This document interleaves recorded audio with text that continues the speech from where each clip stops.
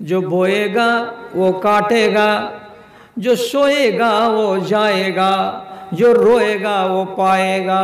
उठ बंद कमर क्या डरता है, फिर देख खुदा क्या करता है। दुनिया आखिर फानी है, जान भी एक दिन जानी है। दुनिया आखिर फानी है, जान भी एक दिन जानी है। पत्थर भी फिर पानी है, फिर देख खुदा क्या करता है, फिर देख खुदा क्या करता है। काजेर कथाटा की, जो बोएगा वो काटेगा, जो सोएगा वो जाएगा, जो रोएगा वो पाएगा। उठ बंद कमर क्या डरता है, फिर देख खुदा क्या करता है, फिर देख खुदा क्या करता है। बिछन जारा छिटाबे ताराई एकदिन फसल काटबे, যারা নাকে তেল দিয়ে ঘুমাবে তারা শুধু শুধু পাছা চুলকাবে, যারা চোখের পানি ঝরিয়ে কাঁদবে তারা নিজের ভবিষ্যৎটাকে নির্মাণ করতে পারবে, আল্লাহর জান্নাতকে কিনে নিতে পারবে। অতএব বসে থাকিও না, আমলের সময় আমল করে যা। একটা বাহাদুর লোকের আপনাকে দুনিয়ার কথা বলছি, কথায় কথায় বাহাদুরি, কথায় কথায় বাহাদুরি, সোজা কথা বলতো না। বাড়িওয়ালিকে বলছে, ভোরে ভোরে নাস্তা করে দিস, আমাকে ডালখোলা যেতে হবে। নাস্তা যদি ভোরে না হয়েছে তাহলে তাহলে তাহলে কি করবে? বাদ বাকিখানি বলে না, এতই কাজ হয়ে যায়। মেয়ে লোকটি মনে করে যে তাহলে তো চামড়া তুলবে, বেচারি ভয়ে ভয়ে নাস্তা করে দেয়। আবার একদিন বলে, এই সোমবারের দিন আমি কিন্তু দমোহনা যাব একটা জামাই দেখতে, আমার জামা কাপড়টিকে সুন্দর করে খেঁচে খুঁচে রেখে দিবি। জামা যদি পরিষ্কার না হয়েছে তাহলে মেয়ে লোকটা মনে মনে ভরে যে যদি জামা কাপড় পরিষ্কার করে না দিই তাহলে তো বুকলা উঠিয়ে দিবে। এই ভয়ে তখন জামা কাপড়কে সাফ করে দেয়। তো কথায় কথায় এইরকম, এই বাহাদুরি কথা, বাহাদুরি কথা, বাহাদুরি কথা। একদিন বলছে যে মাঘ মাসের শীতের দিন আমাকে বারসই যেতে হবে কালকে, তো ভোরে ভোরে গোসলটা করে নেব, গরম পানি করে দিবি আমাকে। যদি গরম পানি না হয়েছে তাহলে রোজ রোজ শুনে শুনে শুনে শুনে মনটা বিষিয়ে গেছে। এমন কোনো কথা তোমার, এটা না করি তাহলে, এটা না করি তাহলে, এটা যদি না হয় তাহলে। জানের খেদে সেদিন তখন যেমনি বলেছে যে গরম পানি করে দিবি, আর গরম পানি যদি সকালে না পেয়েছি তাহলে। মেয়ে ছেলেটা একটু বুকে সাহস করে তখন চট করে বলছে, রোজ রোজ একই কথা বলো কেন? গরম পানি যদি করে না দিই তাহলে, তাহলে তুমি কি করবা? কি করবা তুমি তাহলে? যখন দিক থেকে একটু গরম আওয়াজ দিয়েছে তখন বাহাদুর কইছে যে তাহলে ঠান্ডা পানি দিয়ে গোসল করে নিব, নিয়ে চলে যাব।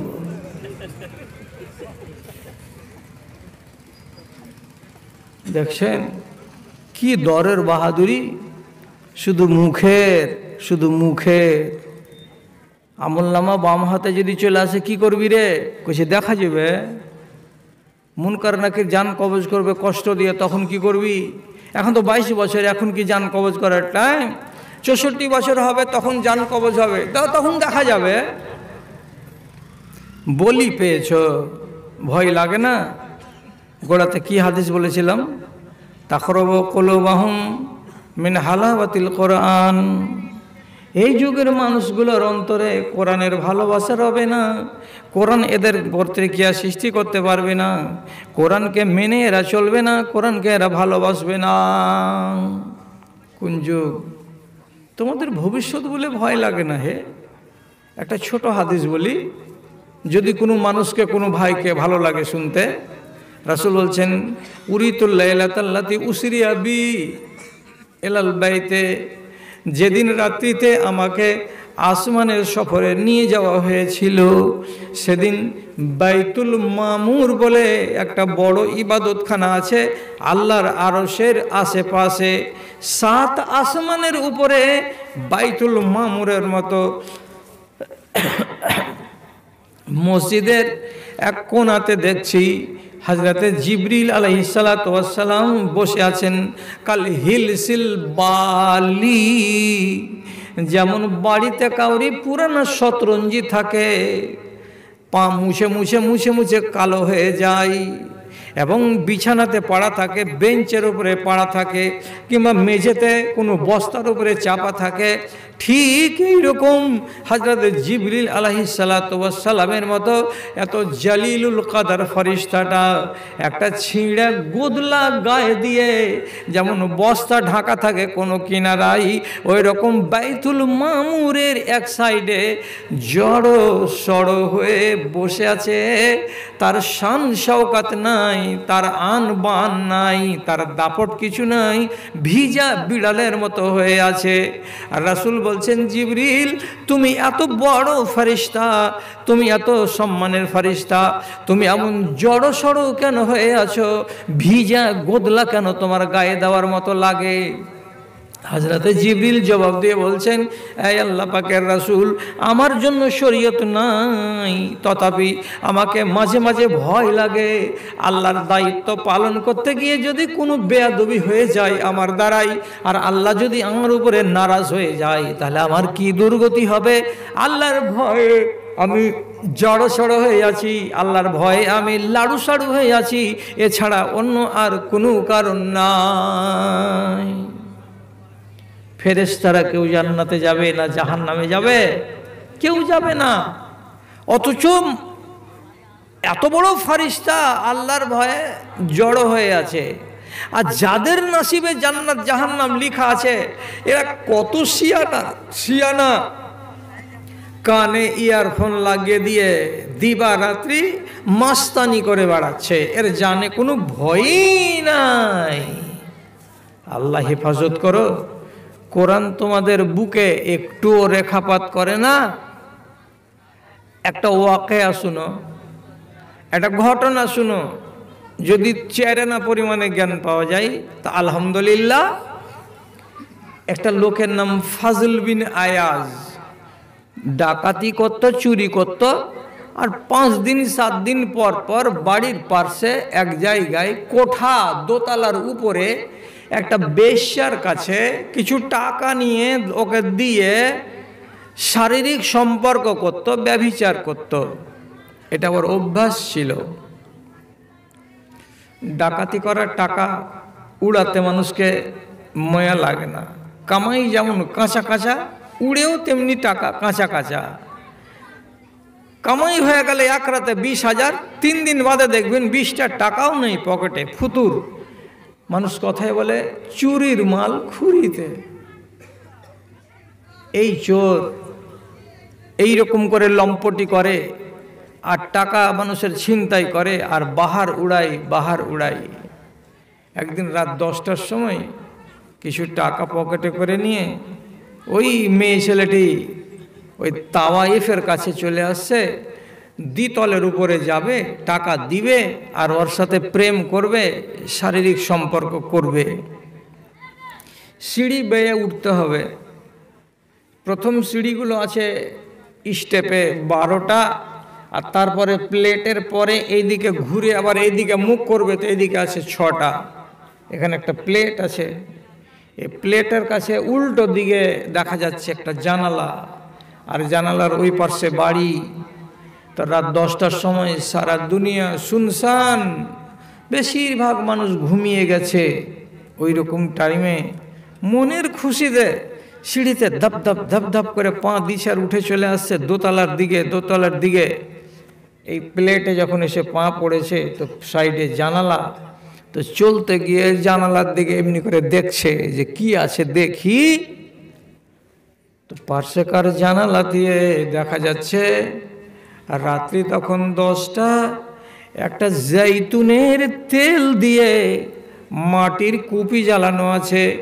আগেকার যুগে লল্টন ছিল না, এরকম কারেন্ট ছিল না। মানুষ জৈতুনের তেলে পলতা লাগিয়ে আগুন জ্বালাতো, ওতে আলো হতো বাড়িতে। জৈতুনের তেলের একটা কুপিতে আগুন জ্বালিয়ে দিয়ে একটা 70 বছরের বুড়া মানুষ কোরআন মাজিদকে খুলে দিয়ে চোখটাকে আলোর কাছে নিয়ে চলে গেছে আর একটা একটা করে কোরআনের আয়াত পড়ছে। পড়তে পড়তে পড়তে পড়তে এমন জায়গাতে এসেছে, আয়াতটা হলো এই, আলাম ইয়ানে লিল্লাযিনা আমানু আন তাখশা কুলুবুহুম লিযিকরিল্লাহি ওয়া মা নাযালা মিনাল হাক্কি। তর্জমা কি, এখনো কি মানুষের সময় আসেনি যে এই মানুষেরা আল্লাহর কোরআনের সামনে তাদের মাথাটাকে নিচু করে দিবে এবং কোরআনে যেগুলো জিনিস আল্লাহ নাজিল করেছেন সেগুলোকে মাথা নত করে মেনে নিবে? তার জন্য কি তোমাদের সময় হয়নি? তোমাদের কি সময় হয়নি? কবে সময় হবে? কবে সময় হবে?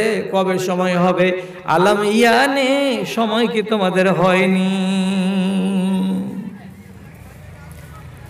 আরবিতে কোরআন, আর এ চোর আরবের লোক, আরবি ভাষা বুঝে প্লেটে এসে জানালা দিয়ে বুড়া বাবাজির কোরআন শুনতে গেল। ইচ্ছা এটার ছিল না, ইচ্ছা ছিল কি ওই বেশ্যার কাছে গিয়ে মায়া মোহাব্বত করা, প্রেম নিবেদন করা। কিন্তু চলতে পথে কান লাগালো তো কোরআন দিয়ে আয়াতটা কানে এলো। তর্জমা সঙ্গে সঙ্গে বুঝতে পারলো যে আল্লাহ জিজ্ঞেস করছেন তোমাদের কি এখনো আল্লাহর কোরআনের সামনে মাথাকে ঝুঁকিয়ে দেওয়ার টাইম হয়নি? কত ধাক্কা লাগলো দিলে, সাথে সাথে থমকে দাঁড়ালো জানলার কাছে আর আস্তে আস্তে ভাষা করে বুড়োর দিকে মুখ করে, বুড়া কিন্তু শুনতে পায় না, মাথাটাকে এমনি করে ঝুঁকাচ্ছে আর বলছে, নাম আনা ইয়া রব্বে, নাম আনা ইয়া রব্বে, হে মালিক, হে আমার রব। টাইম হয়ে গেছে, টাইম হয়ে গেছে। কেন যে ওই যুবকের বয়স তখন ছিল 28 বছর। 28 বছর বয়সে যদি আমি বেশ্যাগিরি করে বেড়াই, 28 বছর বয়সে যদি আমি রান্ডিগিরি করে বেড়াই, তাহলে আল্লাহর কোরআনকে আর কবে মানব? কোন বয়সে আমি মানব? যখন কোরআন জিজ্ঞেস করলো তোমার কি টাইম হয়নি, আয়াতটাকে বুঝে নিয়ে এ জোয়ান মাথা ঝুঁকিয়ে ঝুঁকে বলছে, হ্যাঁ আমার মালিক, টাইম হয়ে গেছে, হ্যাঁ আমার মালিক, টাইম হয়ে গেছে। আর এই দিককার সিঁড়ি বেয়ে দ্বিতলে গেল না, যাচ্ছিল কোন কাজে? মনের ক্ষুধা মিটাতে। ঘুরে গেল, বাড়ি গেল, বাড়ি যাওয়ার পরে তওবা করে নিল। তওবা করে নিয়ে মনটা ভরল না, তখন নাস্তা পানি ব্যাগে করে নিয়ে চলে গেল উঠে চড়ে মক্কা। মক্কা গিয়ে হারাম শরীফের এলাকাতে দিনের বেলায় তোয়াফ করে আর দোয়া করে, আর রাতের বেলায় ওইখানেই শুয়ে রাত কাটাই। আর কিছু কিছু আলেমে দিনের গোড়াতে বসে হাদিস কোরআন শুনে শুনে শুনে শুনে শুনে শুনে শুনে কিছু দিনের মধ্যেই আল্লাহ রাব্বুল আলামিন এই জালিমের অন্তরটাকে এমন করে বদল করে দিলেন যে মাত্র 4 থেকে 6 বছর হারাম শরীফের এলাকায় থেকে নিজে একজন বড় আলেম হয়ে গেল, একটা মুহাদ্দিস হয়ে গেল। কত হাদিস বয়ান করেছে, কত হাদিস লিখেছে। যতটি মুহাদ্দিস আছে, ইমাম বুখারী বলুন, ইমাম মুসলিম বলুন এবং ইমাম তিরমিজি বলুন, এদের কিতাবের ভেতরে সনদ যখন বয়ান হবে তখন দেখা যাবে ফাজল ইবনে আয়াজের মতো লোকের নাম চলে আসছে। তিনি বলেছেন, তিনি বলেছেন, তিনি শুনেছেন বলে ফাজল ইবনে আয়াজের নাম আসছে। তিনি মুহাদ্দিস হিসাবে খ্যাত হয়ে গেছেন। অথচ একদিন ছিল জালেম, একদিন ছিল ব্যভিচারী। কোরআন শুনলো তো অন্তরে রেখাপাত করলো, জীবনটাকে বদল করে নিল আর ভাগ্যবান হয়ে গেল। একটা আয়াতে যদি তাদেরকে বদলে দেয়। আমার জাত ভাইদেরকে ওয়াজ করছি আমি কতদিন ধরে, 1975 সালের যখন তিরমিজির ছাত্র আমি ভাদু মাদ্রাসায়, সেদিন থেকে ওয়াজ করছি। ওদিকে গেল 25 বছর, এদিকে গেল 20 বছর, 45 বছর বয়স ধরে ওয়াজ চালিয়ে যাচ্ছি। আর এখন আয়ু হয়ে গেল আমার 62 বছর। আমার জাতিকে সুপথে আনতে পারলাম না। যত ওয়াজ করে যায় তত তারা পিছনের দিকেই ফিরে ফিরে পালায়। কণ্ঠ আমার ক্ষীণ হয়ে গেল, অবশ হইল পা, শত হাঁক দিলেও অচেতন জাতি, কেউ চেতন হইল না রে, কেউ চেতন হইল না। ধর্মের গলে চলিতেছে ছুরি, মুমিন কাঁদিছে দুঃখে, কোরআন হাদিসে কাফনে মুড়িয়া কমিন হাসিছে সুখে রে, কমিন হাসিছে সুখে। দানবের রূপ ধরেছে মানব, কোনো লজ্জা হইল না। শত হাঁক দিলেও অচেতন জাতি, কেউ চেতন হইল না রে, কেউ চেতন হইল না। আমার জাত পিছিয়ে পড়ে থেকে গেল, কোরআনের কথা শুনছে কিন্তু কাজ হচ্ছে না।